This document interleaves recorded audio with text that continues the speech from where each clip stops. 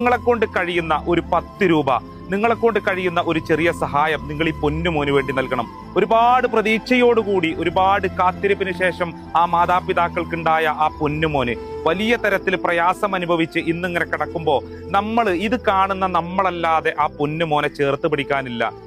ഈ നാട് നിങ്ങൾക്ക് എല്ലാവർക്കും അറിയാം, മത്സ്യ തൊഴിലാളികളുടെ ഒരു നാടാണ്. മത്സ്യബന്ധനത്തിന് പോയിട്ട് ജീവിതമാർഗം മുന്നോട്ട് നയിക്കുന്ന ഒരു നാടാണ്. ഇവർക്ക് ഇത്രയും വലിയ ഒരു എമൗണ്ട് എന്ന് പറഞ്ഞാൽ, ഇത്രയും വലിയ ഒരു പണം എന്ന് പറഞ്ഞാൽ സ്വപ്നം പോലും കാണാൻ കഴിയാത്ത ഒരവസ്ഥയാണ്.